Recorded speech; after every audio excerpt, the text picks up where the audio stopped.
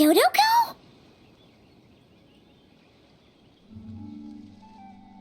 No!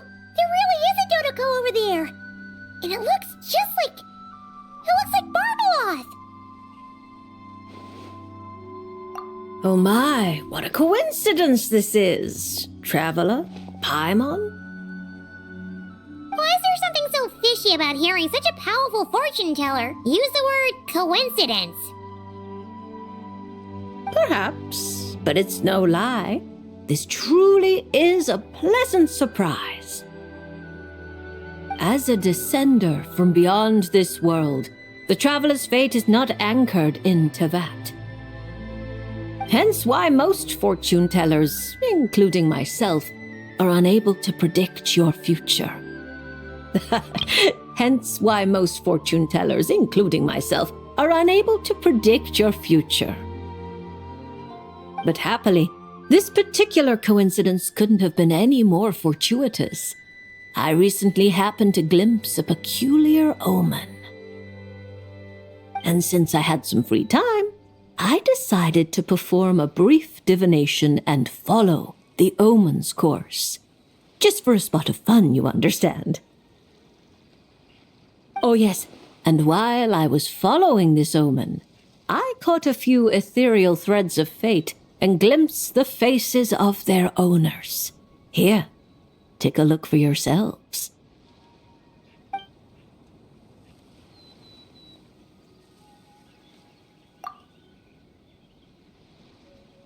See? Didn't I tell you? Someone with so many friends was bound to recognize them all. Hi, you two. It's been a while, hasn't it?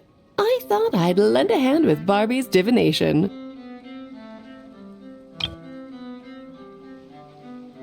Indeed, if Alice hadn't insisted, I'd have treated these names as minor variables and discarded them from the divination.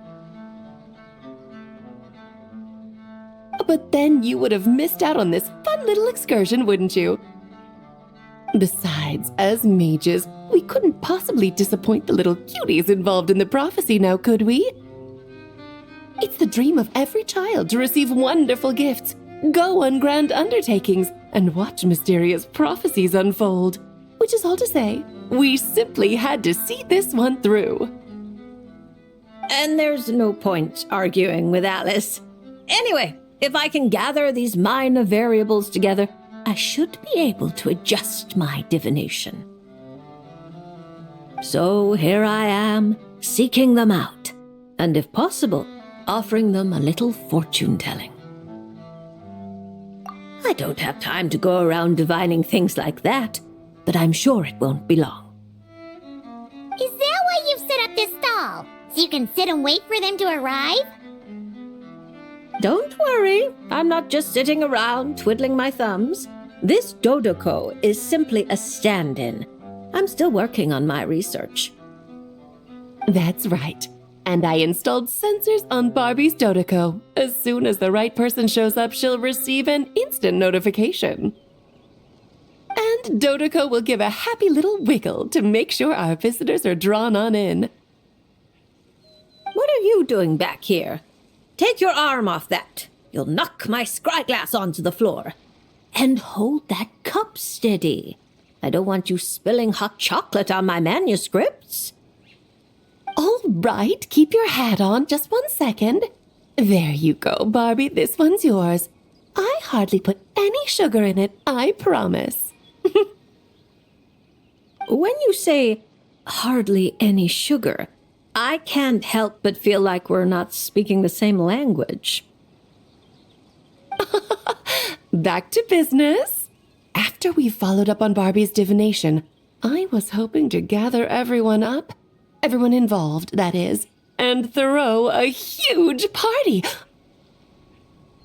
I've even decided how we can send out the invitations. Don't worry, I've already picked out the most beautiful birds available.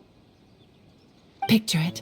In the dead of night, a huge, pure white bird flies through your window with a mysterious letter in its beak. Then you open it, and a whole new world appears before your eyes. Unfortunately, As I told Alice, doing that would only serve to disrupt the path of fate. Besides, dealing with such small prophecies is a real pain, so it's off the cards. Fate is such a spoilsport. Nevertheless, we can still have a party. When the time is right, I'll invite everyone myself. And as I do hate waiting for parties, Traveler, Paimon, can I leave the job of bringing your friends here to this stall to you? Then we'd be the ones disrupting the path of fate, right? Seeing as the people in the prophecy already have ties to the Traveler, in theory, their fates are already intertwined. If the Traveler steps in to invite them and hurry things along, it shouldn't have too large an effect on the divination. Reliable as always. For the sake of the party, it's in your hands. I promise to save you the best seats, closest to the cake. Barbie, why are you tearing that paper apart? What are you doing? I'm using it to plug my ears. Between you and Nicole, if my head isn't hurting, then my ears are. Ugh, I miss Octavia.